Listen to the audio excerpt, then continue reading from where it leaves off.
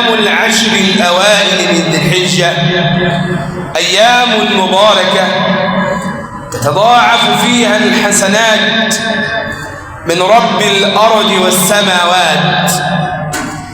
أقسم بهذه الأيام ربنا في قرآنه والفجر وليالي العشر. قال العلماء المفسرين أن المقصود بالأيام العشر هي الأيام العشر الأوائل من ذي الحجة، حتى وإن اختلفت الآراء، ولكن الرأي الراجح أن هذه الأيام هي أيام العشر الأولى من ذي الحجة. الله سبحانه وتعالى حينما يقسم على العبد أن يعلم أن قسم ربنا غالي الثمن. لما ربنا يقسم بحاجة نبقى احنا عارفين ان ربنا سبحانه وتعالى لا يقسم إلا بشيء عظيم. فإذا أقسم ربنا سبحانه وتعالى بهذه العشر فعلى العبد أن يعلم أن قسم ربنا غاليا، وما دام ربنا أقسم بهذه الأيام إذن هذه أيام مباركة تتنزل فيها الرحمات وتتنزل فيها البركات من رب الأرض والسماوات.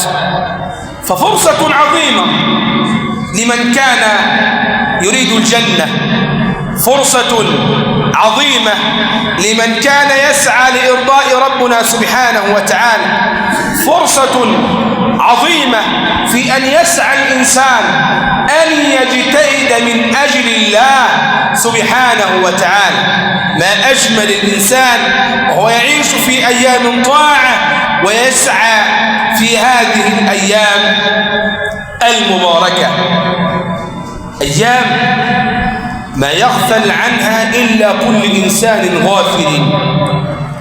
هذه الأيام لا يكون غافلا عنها إلا كل إنسان لا يفقه ولا يقدر الشيء بثمنه. أيام مباركة ربنا بينزل فيها الحسنات، ربنا بينزل فيها البركات، ربنا سبحانه وتعالى يكون فيها على عباده راضيا. الله سبحانه وتعالى فضل بعض الأشياء على بعض، وفضل بعض الكائنات على بعض. فإذا نظرنا إلى ربنا سبحانه وتعالى وجدنا أن الله سبحانه وتعالى خلق الخلق فكرم بني آدم على الخلق.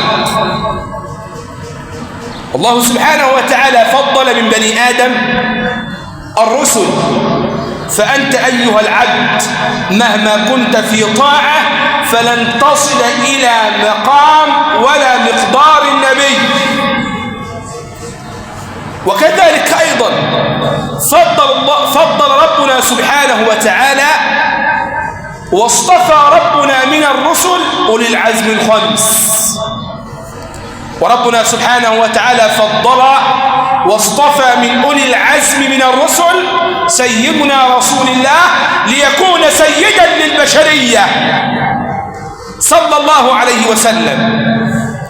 فإذا نظرنا إلى مقدار الأمور ومقدار الأشياء وجدنا أن رسول الله أعظم مكانة من جميع البشر، بل أعظم مكانة لم يكن من الرسل فحسب، بل أعظم مكانة حتى من الملائكة الكرام. رسول الله مكانته عند ربنا أعظم وأكبر من مكانة الملائكة الكرام، بل أعظم مكانة من جبريل نفسه. الله سبحانه وتعالى رفع قدر رسول الله صلى الله عليه وسلم إلى أن صارت مكانة رسول الله أعظم من مكانة جبريل، والدليل على ذلك في رحلة الإسراء والمعراج لما وصل النبي إلى سدرة المنتهى. سيدنا جبريل كان ماشي كده قدام حضرة سيدنا النبي، رسول الله يسير خلفه. لما قم عند سدرة المنتهى. سيدنا جبريل وقف وما استطاع الخطوة. تقدم يا رسول الله. سيدنا رسول الله هنا بيعاتب سيدنا جبريل، بيقول له ايه؟ يا جبريل، يا أخي يا جبريل، أفي هذا الموضع يترك الخل خليله؟ في المكان ده صاحب يصف صاحبه ولا يا جبريل؟ فإذا بجبريل يوضح الحقيقة للرسول الأمين قائلا: يا رسول الله، لكل منا مقام معلوم، كل واحد فينا له مقام معين، فوالذي بعثك بالحق لو تقدمت قيد أملا لاحترقت. أنا آخر مهامي هنا ما أقدرش، ده أنا لو مشيت بس كده قيد أملا لاحترقت، ولو تقدمت أنت يا ابن عبد الله لاخترك وجهك أنوار الجلال، تقدم يا رسول الله. يبقى سيدنا النبي وصل لمكان أعظم من مين؟ أعظم من سيدنا جبريل.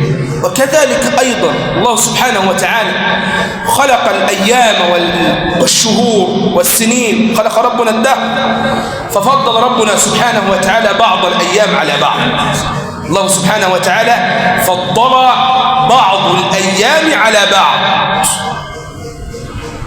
فضل ربنا سبحانه وتعالى شهر رمضان، وفضل ربنا سبحانه وتعالى الأشهر الحرم، وفضل ربنا سبحانه وتعالى هذه الأيام العشر. أحباب رسول الله، فرصة عظيمة لو دخلنا كومباوند ولقينا صاحب هذا الكومباوند يعني بيجي في وقت معين بيعمل عرض، بيجي وقت معين كده في السنة أو في الشهر بيعمل عرض، بتبقى الحاجة كلها رخيصة وانت جاي تشتري ومعاك فلوس، هتعمل ايه؟ هتاخد أكبر سلعة على قدر استطاعتك. ليه؟ ما شاء الله هيبقى بعد كده هيوفر عليك. كذلك أيضا في العشر، في هذه العشر أيام حسنات وبركات ورحمات، يبقى الإنسان بقى يعمل إيه؟ يجتهد في هذه الأيام ويسأل ربنا سبحانه وتعالى من فضله في هذه الأيام. من كانت له مسألة عند ربنا فليسألها في هذه الأيام. اللي ليه مسألة عند ربنا يا إخواننا، لا عايز من ربنا حاجة يا إخواننا، اللي بيتمنى حاجة يا إخواننا، انت في أيام كريمة، اسأل ربك في هذه الأيام ما أردت، واسأل ربك في هذه الأيام